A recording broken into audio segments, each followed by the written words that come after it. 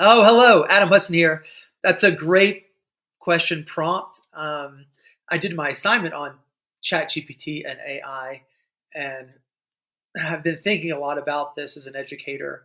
And I've been typically pro technological integration in the classroom, and it's humbling to sort of acknowledge, well, this program is more effective at accumulating data and personalizing learning than I am.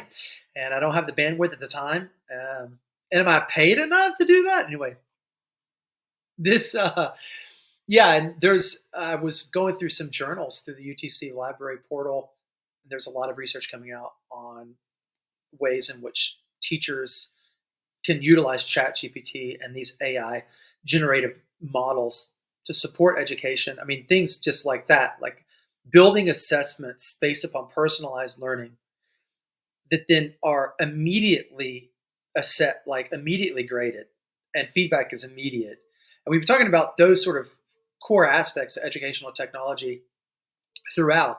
But ChatGPT, it's this fascinating thing where all of a sudden language acquisition is immediately supported by these conversational models in ChatGPT. So it can immediately, I don't need to go to Google to look up a spelling of a word. I can just ask ChatGPT.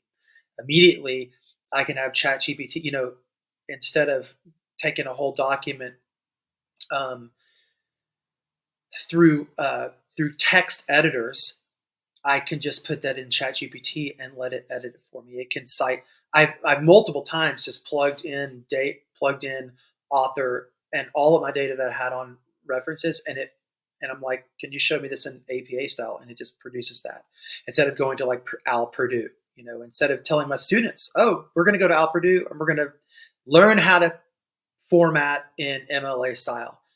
And now here's how to work with ChatGPT, because it's it's taking that off our plate, and that's a real deep. I mean, that's a significant value. Oh, I've saved time. I've got it correct. It's off my plate, and so we're moving along to other dimensions of learning. And so, you know, there's so many benefits. And then, of course, I really appreciated the idea of like what are the drawbacks, like what sort of barriers. We worried about plagiarism, and initially, that was one of the main conversations was happening in higher education, which ChatGPT was definitely like flowed out into the realm of the academy before it hit the K through 12 realm. And you're getting these, like, professors are getting these entire papers written by ChatGPT, um, and they're like, you know, it's ChatGPT has plenty of errors. I think that's one of the things. I was writing a paper and asking it to find some sources on an idea that I was having about the combination of educator psychology and codependent behavior, and it was giving me authors that weren't correct. It was authors that were psychologists, but they weren't working directly in codependency. It was like trying, and then I actually contacted one of these authors, and a professor at University of San Francisco, and she was like, "Yep, not me." It's fascinating. ChatGPT referenced me, but not me. And so, yeah, this deep fake stuff is significant too. And how to navigate those, I think, was part of the ethical imperative of being a digital citizen.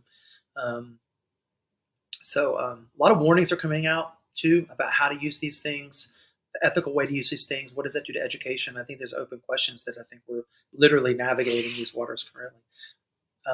All right, that's all I'll say. I'll respond to some of my peers here.